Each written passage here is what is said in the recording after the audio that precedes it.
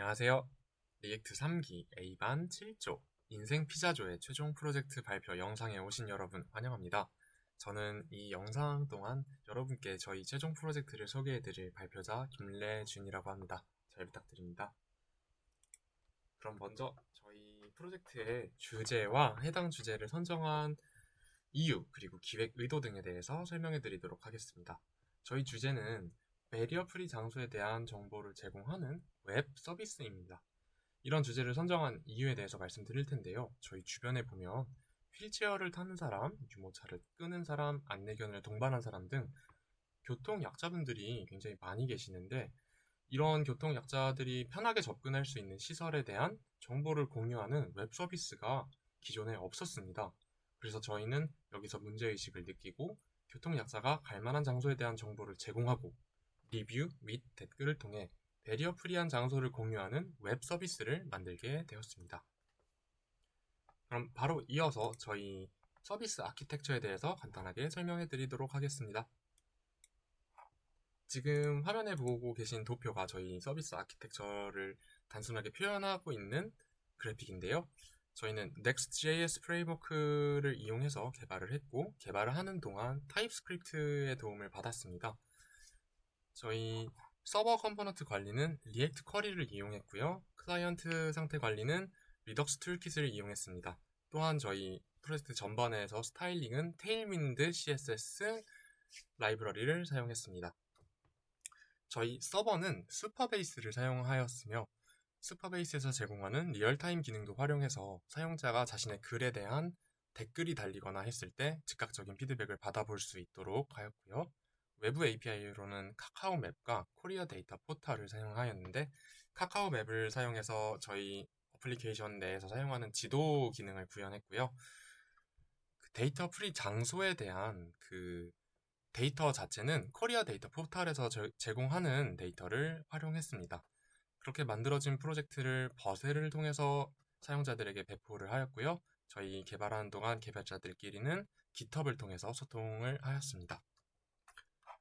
그러면 바로 이어서 저희 프로젝트를 보여드리는 시간을 가지도록 하겠습니다. 네, 이게 지금 저희 프로젝트이고 처음 들어가면 만나게 되는 저희 베풀 소개 페이지입니다. 이 페이지에서는 저희 프로젝트의 목표, 저희 팀의 미션 같은 걸 볼 수 있고요. 배리어 프리라는 말 자체가 생소한 분들도 분명히 있을 테니까 이 배리어 프리에 대해서 잘 설명하고 있는 유튜브 링크도 달려 있습니다. 조금 더 내려보면 저희 프로젝트의 각 화면들을 각 페이지들을 어떻게 사용하면 되는지 설명하는 그런 이미지 캐러셀이 있고요. 이거를 하나하나 보다 보면 금방 어떻게 사용하는지 누구라도 알 수 있을 거라고 생각합니다. 자, 그러면 바로 배플 시작하기를 눌러서 실제 서비스를 보러 갑시다. 지금 보이는 이 화면이 저희 메인 화면인데요. 먼저 로그인을 시도해 볼게요. 로그인은 이메일이랑 패스워드를 이용해서도 할 수 있지만 지금 여기서는 간단하게 카카오 로그인을 사용하도록 하겠습니다. 네, 지금 바로 로그인이 된 모습이고요.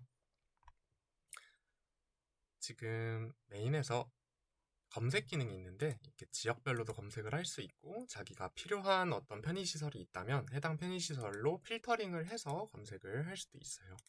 그 아래에는 리뷰가 많은 장소와 사람들이 즐겨 찾는 장소 이렇게 두 가지 제일 중요하다고 생각하는 장소들을 노출시키고 있고요.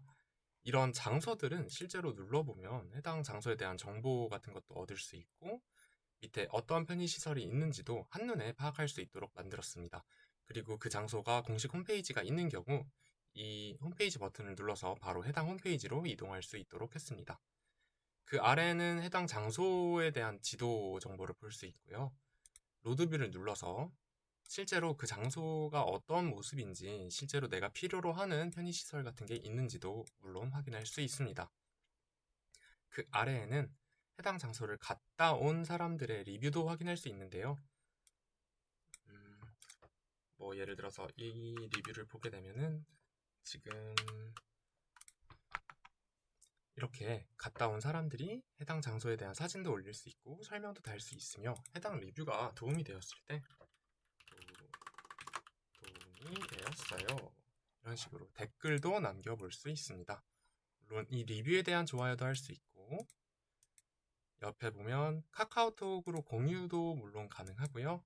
이렇게 해당 리뷰의 주소를 클립보드에 복사해서 주변 사람들에게 공유하는 것도 물론 가능합니다. 그리고 아까 말씀드리는 걸 까먹었는데, 지금 장소 기능에서도 똑같이 카카오톡 공유 기능이 있고요. 여기 북마크 모양을 누르면 북마크에 추가되어서 자신이 이제 나중에 더 간편하게 북마크한 장소들을 찾아볼 수 있게 되어 있습니다. 이 북마크는 마이 페이지에서 북마크한 장소들 이렇게 모아볼 수 있는 기능이 있고요. 좋아요한 리뷰, 작성한 리뷰도 굉장히 간단하게 모아볼 수 있습니다. 다음은 내 주변 장소인데요. 지도 기반으로 자기 주변의 베리어 프리한 장소들을 확인할 수 있고, 이렇게 눌렀을 때 아까 보여드렸던 것처럼 장소에 대한 상세 정보를 바로 편리하게 확인할 수 있도록 되어 있습니다. 장소 검색 페이지에서는 홈에서도 보였던 저희 검색 기능을 좀 더 간단하게 사용할 수가 있는데요. 일산이라는 지역을 경기도에서 검색을 해보면 이렇게 경기도에서 일산이란 이름을 가진 장소들이 나오고, 필요에 따라서 자신이 원하는 편의시설을 필터링해서 보는 것도 물론 가능합니다. 마지막으로 저희 건의사항 게시판도 있는데요. 건의 게시판에서는 지금 신규 장소와 불편사항 등을 제보할 수가 있습니다.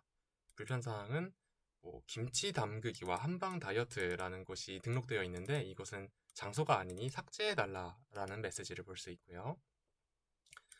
또는 아직 데이터베이스에 추가되어 있지 않은 어떤 장소, 킨텍스를 추가해달라고 하고 있네요. 이런 식으로 사진을 첨부하면서 어떤 장소를 추가해달라고 개발자들에게 요청하는 기능도 있습니다.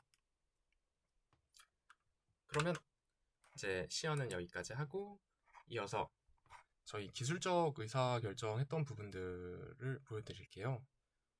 너무 많아가지고 그 중에 몇 가지만 뽑아서 보여드리자면, 저희가 슈퍼베이스를 사용할지 아니면 파이어베이스를 사용할지 고민을 했었는데요. 저희는 슈퍼베이스가 관계형 데이터베이스라는 데 주목해서 슈퍼베이스를 사용하기로 결정했습니다. 관계형 데이터베이스이기 때문에 이와 관련된 테이블들을 함께 다루기가 용이했기 때문입니다.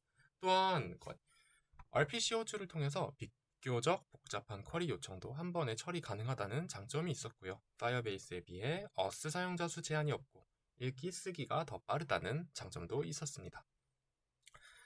저희는 탄스택 쿼리도 이제 아까 언급드렸다시피 서버 상태 관리할 때 사용했는데요. 탄스택 쿼리를 선택한 이유는 이제 데이터를 서버에서 가져와서 자동으로 캐싱하여 업데이트될 때 업데이트된 데이터를 표시해주는 기능이라든가 is loading, is error 등의 상태를 제공하여 에러 관리를 하기 쉽다는 장점, 그리고 select, enabled 등의 옵션을 활용하여 데이터를 가공하고 쿼리의 실행 시점 등을 유연하게 조절 가능하다는 장점 때문에 선택하게 되었습니다. 개발을 진행하는 동안 이제 여러 문제들도 많이 겪었는데요. 이제 너무 많으니까 그 중에 몇 가지만 뽑아서 알려드리도록 하겠습니다. 먼저 저희 대용량 사진 업로드 문제를 겪었었는데요. 사진 업로드 제한이 1MB로 설정되어 있었는데, 모바일에서 대부분의 모바일 사진 용량이 1MB를 넘어서 모바일에서 사진 업로드가 안 된다는 문제점이 있었습니다. 그래서 사진 업로드 제한의 그 크기 상한을 좀 상향할까도 생각해 봤는데, 이렇게 하면 저희 슈퍼베이스 스토리지의 가용 용량이 금방 소진될 거라고 예상돼서요. 결국은 브라우저 이미지 컴프레션이라는 라이브러리를 활용해서 업로드하는 사진의 용량 제한은 두지 않되 어떤 용량으로 업로드하건 자동으로 1메가 이하로 압축해서 서버에 저장하는 방식으로 구현을 완료했습니다.